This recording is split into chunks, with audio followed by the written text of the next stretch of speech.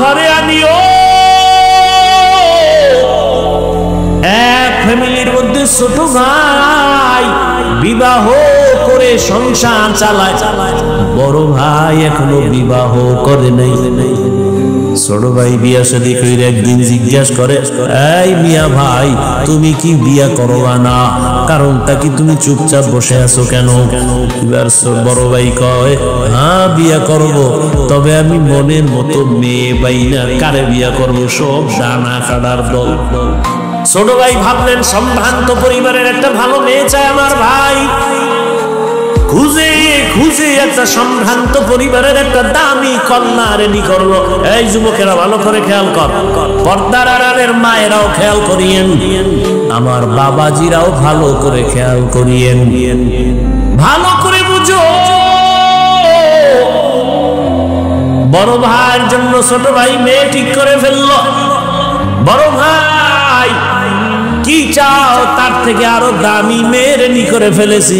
কি পরে বলেছেন, আরের লাইনে বড় দামি শিক্ষিতা নারী। বড় ভাই বুঝে ফেলাইছে, মানে এই ভাই হ্যাঁ এত কষ্ট করে রেডি করলাম, এটা না মানি না, আমি যা চাই তা পাই না। ছোট ভাইকে তুমি আসলে বিয়েই করবা না, না করবো তোর কপালে বিয়েই নাই। বড় ভাই একটা আওয়াজ দিছে, ভাই শোন, আল্লাহ যদি কবুল করে একদিন আগে পরে আমার কপালে বিবাহ থাকলে আমারে আল্লাহ মেয়ে দিবেন, তো কেমন মেয়ে চাও? আমি এমন একটা মাইয়া আমার বউ বানাইতে চাই, যেই বউ আমার ডান হাতটা ধইরা আমারে জান্নাতে নিয়ে যাবে। এর জন্য ভালো করে বুঝে আল্লাহ খেলায় খেলায় তো কম কাটাইলি না রে যুবক। মনে চাইছে পার্কে যাবি, দৌড়ায় গেছো, কেউ বাধা দিছে মানো নাই। মনে চাইছে দাড়ি কাটবি, কেটে ফেলেছো, কেউ বাধা দিছে মানে না, মানো নাই। মনে চাইছে মোবাইল চালাইছো, বাধা মানো নাই। মা বাবায় বাধা দিছে, মায়েরে গালি দিছো, বাবারে গালি দিছো। আলেম বিরোধিতা করছে, আলেমের সাথে দুর্ব্যবহার করেছো। শিক্ষক বাধা দিছে, শিক্ষকের সাথে বেয়াদবি করেছো। কত মোবাইল নিয়ে গুনাহ করে করে রাত কাটাইলি, আরো কত রাত গুনাহ করলে তোর আশা মিটবে? তারপরে তুই তওবা করবি, বল এখনো কি তওবা করবি না? মনে মনে কত শখ ছিল, জাহান্নামের বাগানে যাবি, পার্কে যাবি, মেয়েদের নিয়ে আড্ডা দিবি, নাচ গান করবি, কত শখ জীবনে মিটাইলি। এখনো কি তোর বাকি আছে? আরো গুনাহ করবি, তারপরে তওবা করবি। তবে আগে আমাকে বল, তোর হায়াতের আর বাকি কয়দিন? করোনার ভেতরে যুবকের লাশ আর লাশ, ছাত্র জনতার আন্দোলনে তাজা যুবকের লাশ, ঘুমের বিছানায় যুবকের লাশ, পানির নিচে যুবকের লাশ। আমাদের বরিশাল রোডটার মধ্যে এমন একটা দিন অ্যাক্সিডেন্ট হয় না। আর যুবকদের জন্য নতুন ভাবে মরণের আর এক ফাঁদের নাম হলো মোটর সাইকেল, বাইক। কি ওটার উপর উঠলেই তো শরীর আগুন হয়ে যায়, কি এর ঠান্ডা ঠান্ডা না? আর পেছনে যদি কোনো বিপরীত পাশ থাকে তা তো আরো আগুন। ধাম করে গিয়া বাসের চাকা তলে ঘুরে গেছে।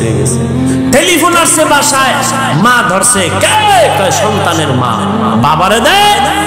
বাবায় ধরে কে তুমি? বলে তুমি নেই, গাড়ি নিয়ে অমুক জায়গায় আসো, লাশটা নিয়ে যাও। বানায় বলতেছি, তুমি মনে করছো তুমি সুস্থ, অনেকদিন বাঁচবা, তোমার পরিকল্পনা ঘুমের টুপিটা দেখবা না, কালকে এই টাইমে তুমি হতে পারো লাশ।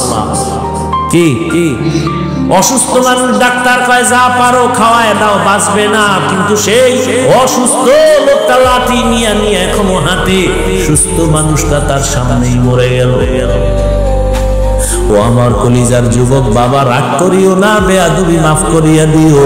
অথচ তোমার মতো আমি যে এতক্ষণ তোমারে বয়ান শুনাইলাম, একবারও কিন্তু বলি নাই আমি পাস করলি টুপি মাথায় দিছি, তোরা দে না হয় জাহান্নামে যাবি, একবারও বলি নাই। আমি এতক্ষণ যে বয়ান শুনাইলাম, আমি কওমি মাদ্রাসার সন্তান, একবারও বলি নাই তুমিও কওমি মাদ্রাসায় না গেলে তোমার কপাল ভরে যাবে।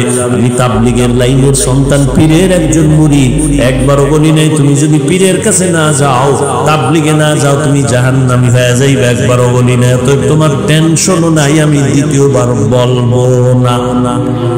কোনো টেনশন নাই, আমি তোমারে হুজুর বানাইতে আসি নাই, বরং আমি তোমাকে চাই তুমি স্কুলে পড়ো, কলেজে পড়ো, চাকরি করো, ব্যবসা করো, ডাক্তার হও, ইঞ্জিনিয়ার হও, প্রফেসর হও। তবে আমার ছোট একটা দাবি, জীবনে বেয়াদব হইবা না।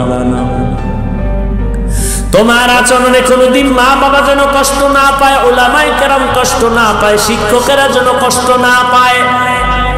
কারণ মা বাবারে কষ্ট দিয়ে যদি সামনে আগাও, কপাল পড়ে যাবে, চরিত্র ধ্বংস হয়ে যাবে। শিক্ষকের বটদোয়া যদি কপালে লাগে, শিক্ষার জগৎ থেকে হারায় যাওয়া। আলেমের বটদোয়া যদি কপালে নিয়ে নাও, জীবনে চরিত্রের রাস্তা আর খুঁজে পাইবা না। অতএব ডাক্তার হও, আদবওয়ালা ডাক্তার হইও। তাসলিমার মতো বেয়াদব যদি হও, জুতা খাইয়া পালাতে হবে। মা বাবার দোয়া, শিক্ষকের দোয়া, উলামায়ে কেরামের দোয়া নিয়ে সামনে আগাই ওরে যুবক। এবার একটু বাস্তবে তাকায় দেখো তো, জীবনে কোনোদিন মাদ্রাসায় পড়ে নাই, আলিফ বা তাও জানে না। তোমার মতো যুবক স্কুলে পড়ে, কলেজে পড়ে, চাকরি করে, ব্যবসা করে, 5 বেলার নামাজ পড়ে, সত্য কথার সাক্ষী দেওয়া আছেন। আর ওয়াজের দরকার নাই, এই কথাটাই তোমার জেহেনে ঢুকাও, বিবেকের প্রশ্ন করো। তোমার মতো যুবক যদি জেনারেল লাইনে থাইকে নামাজ পড়ে, বলো তুমি কেন নামাজ পড়তে পারো না? অবশ্যই তোমার কপালে কারো অভিশাপ লাগছে।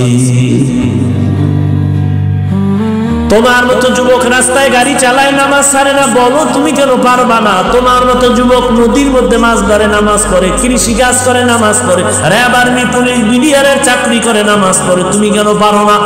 ওসি, ডিসি, এসপি, উকিল, ম্যাজিস্ট্রেট নামাজ পড়ে, তুমি কেন পারো না? তোমার মতো যুবক শ্রমিকের কাজ করে, ব্যবসা করে, হালাল ভাবে চলে, ঢাকা কলেজে গিয়ে দেখে আস, জাহাঙ্গীরনগরে গিয়ে দেখো, তোমার মতো ছাত্র কলেজে পড়ে, মাথায় পাগড়ি, বড় দাড়ি, বড় জামা, মসজিদের খতিব। ও ভাই, তুমি কোন মসজিদের খতিব? বলে আমি কোনদিন খতিব কেন হবাম, তা আরবি ভালো করে পারি না। এই অবস্থা কেন তোমার? বলে আমার মা বাবার দোয়া আর উলামায়ে কেরামের নেক নজর।